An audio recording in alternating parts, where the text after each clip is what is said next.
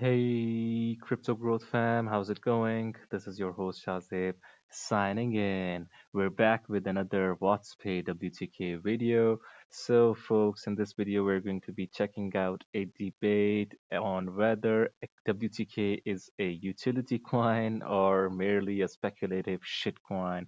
And it's going to be an interesting video, an interesting debate. So, make sure to stay tuned and watch till the end. You're going to be liking it. And for those of you who are new to the channel, guys, we primarily discuss utility coins. We discuss these coins that you're watching on screen, as well as other potential gems as well. So if you're interested, do subscribe for regular videos. Now, folks, let us begin first and foremost with a debate on WTK. Guys, check this out. Rob Art, Crypto Coins Crew. So this is a really interesting post I found. So basically, I'm going to be sharing this post with you, and then I'm going to be giving the other side of the debate as well, which would favor WTK a bit more. So I'm going to be showing you guys both the sides of the tale.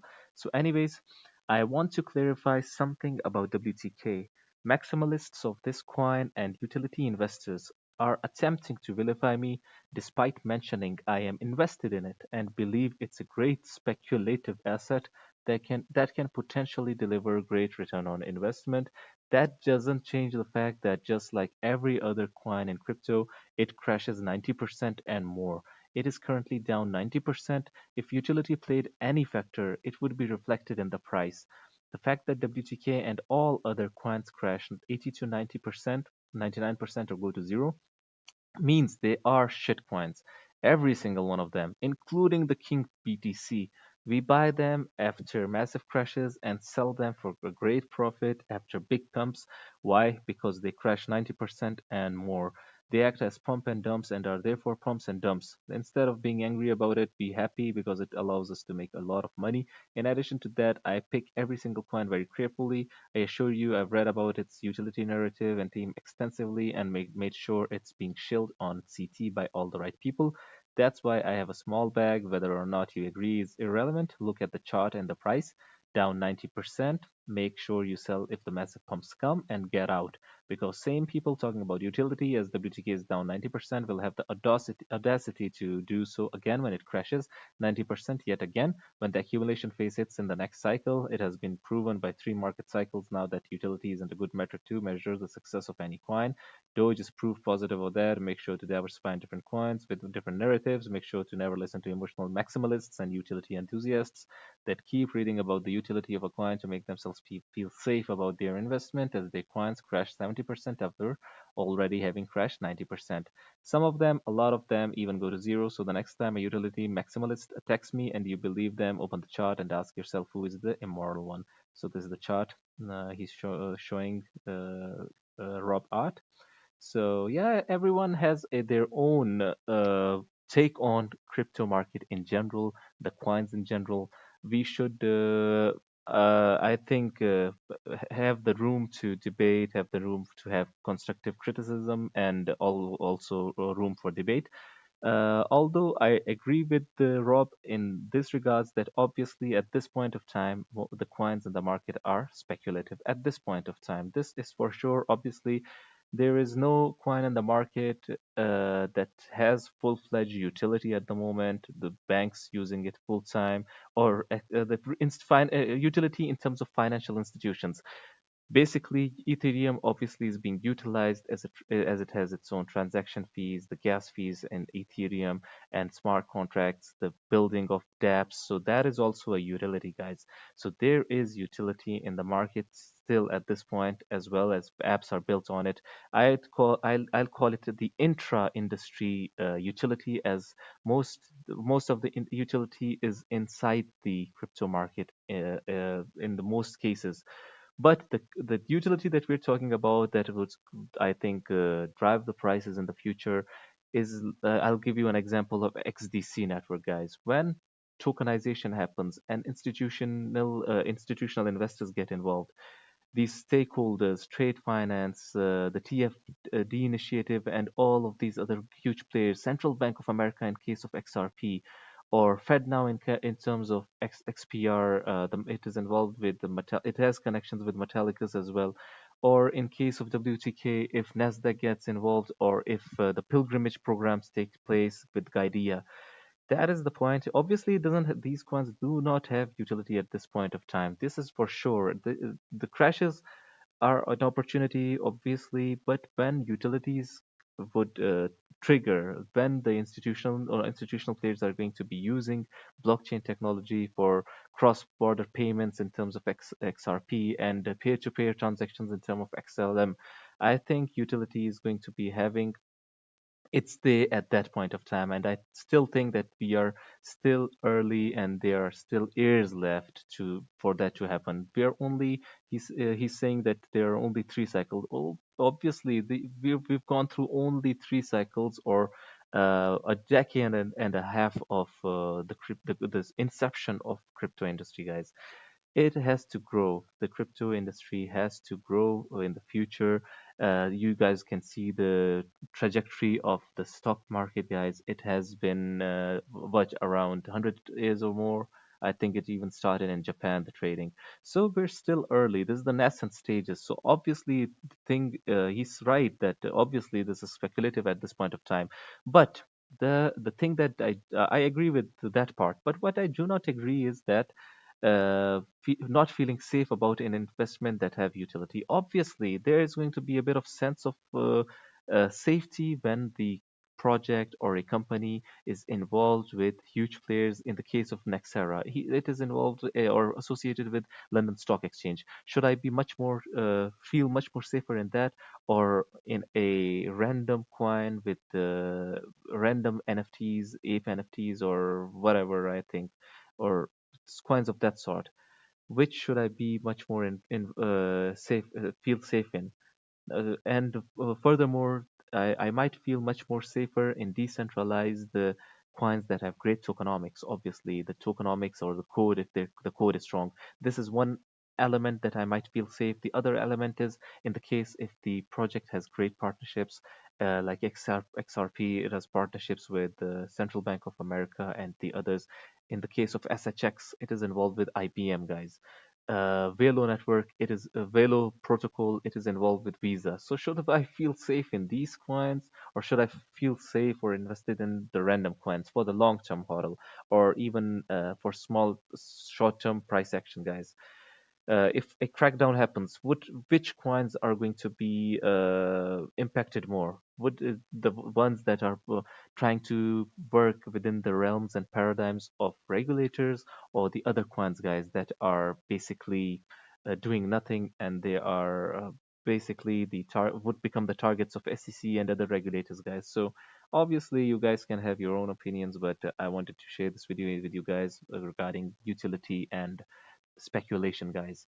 I'll in terms of WTK, I need to show you the other stance as well. This is the ruler. He's back on X posting. He was out for a while, guys. So this is a post. It has been posted 11 hours ago almost. So utility WTK. Firstly, WTK is the native token to the chain. This means native tokens are blockchain's inherent digital currency. Is every independent blockchain has its own native crypto that is used to reward miners and validators, adding blocks to the blockchain and as a payment method, including for transaction fees. For example, this could be what Ethereum ETH is to Ethereum, or what Solana is to Solana, and XLM is to Stellar. For the Wadzpay, what's important and will have the most value will be the transactions taking place on the chain, guys. The Wadzpay chain will be used by governments, merchant acquirers, telcos, banks, large international businesses. So basically, if they are utilized, if we're talking about, yes, it is speculative that at this point of time, every coin is speculative, would it be used or not? But if it is used by governments, obviously it's going to be having utility. And let me put this out simply for you guys. Now, there are 500 coins, okay? So 400 of them are being utilized, 200 of them are being utilized by government, for instance. 100 is being utilized by merchant acquirers, and the rest is the community are holding it in terms of as an investment tool, as an investment vehicle. They're holding it. So wouldn't this drive the price up if this is being utilized? More people are buying it, more people are using it in real time, guys. An example of this could be a large merchant acquirer. Merchant acquirer will be provided white label solutions using Wadspay's blockchain technology to their existing business customers. We're trying to apply this analogy to every utility coin, guys. So this is not only about WhatsPay. This is about any other utility coin, because the utility coins were targeted. When the utility arrives, obviously it's going to be used. If it is going to be used, it is going to be bought. If it is going to be bought, it is going to be driving the price up. This is basic supply and demand, in my opinion. So yeah, now scale it. WhatsPay have said they are working with the largest merchant acquirer in the Middle East and MENA, working Network International. They have 160,000 customers. Network International is speculative at this point of time. Not sure if it is going to be international Network International or not. So Ethereum has 10,000 transactions per day at 365, which is 1, 2, 3, 4, 5, 6, 7, 8. So 365 million. Remember what's working with one merchant acquirer, to which Khalid has already said and confirmed they're working with. Now let's take the fact that only 10% of these 160,000 merchants use Postpaid chain. You still have 584 million, I think, 1, 2, 3, 4, 5, 6, 7. Yeah, 584 million transactions on the blockchain, which is more than Ethereum from one single merchant acquirer like Network International. So this is obviously over ambitious at the moment. Ethereum is a giant in crypto world, in my opinion. It is. We should respect Ethereum as it has done a lot for the crypto. Obviously, it has taken some bad moves and as well. You might guys might know that, but still, it has become a renowned brand in the industry. So obviously, this is over ambitious, but this is to show the idea that when utility hits, if utility hits to all these coins, what it can do. So being realistic, we're being realistic. If it is being used, if it would be used, it is going to be going really great berserk, guys. Now, WhatsPay partner Guidea owns 75% of the market in KSA, Kingdom of Saudi Arabia, and also has over 150,000 merchants. The same maths again above applies, guys. All using WTK for transactions on the WhatsPay chain. So uh, all in all, the main point is, guys, that the, the market obviously at this point is speculative, but the potential of utility cannot be taken for granted. Crypto industry is nascent and is in its infant stages at the moment.